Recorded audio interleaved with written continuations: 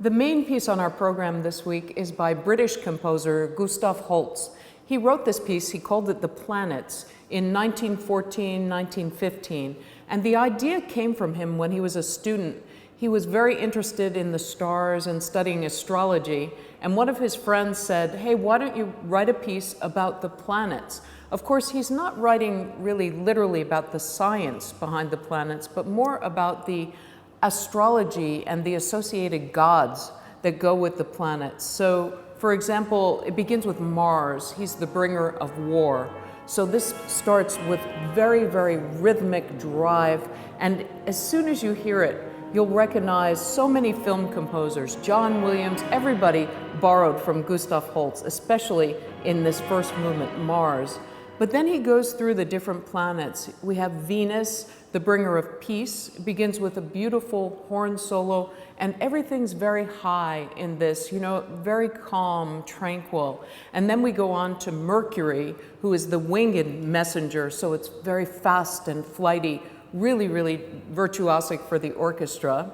The fourth movement is about Jupiter, who's the bringer of joy and jollity. So this is a very sort of peasant-like, dance-like movement. The fifth movement is Saturn, the bringer of old age. So this starts, it's very subdued, and then the old age is represented in the bottom of the orchestra by the basses, slow moving, but it also has a lot of energy toward the end. The sixth movement is called Uranus, the magician. And so this has almost like the Sorcerer's Apprentice, boom, boom, boom, boom, boom, boom, boom. The bassoons start, and so it's got this magical quality. The finale is Neptune, the mystic. So it's a very atmospheric movement, and toward the end, we hear these disembodied voices, women's voices singing.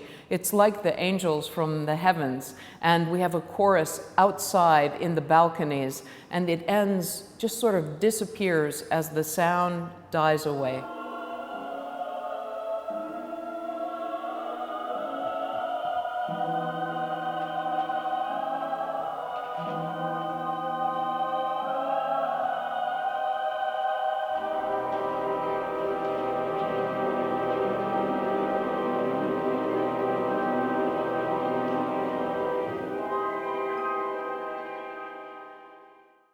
On the program this week, we also have a fantastic new piece by British composer Anna Clyne. This is the Latin American premiere of her new violin concerto called The Seamstress.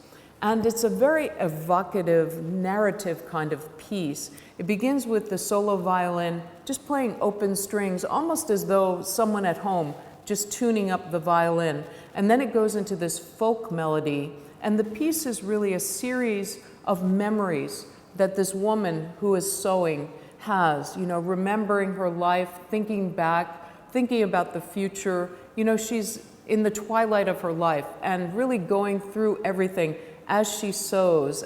It's a beautifully atmospheric piece, and our soloist, Jennifer Koh, is fantastic.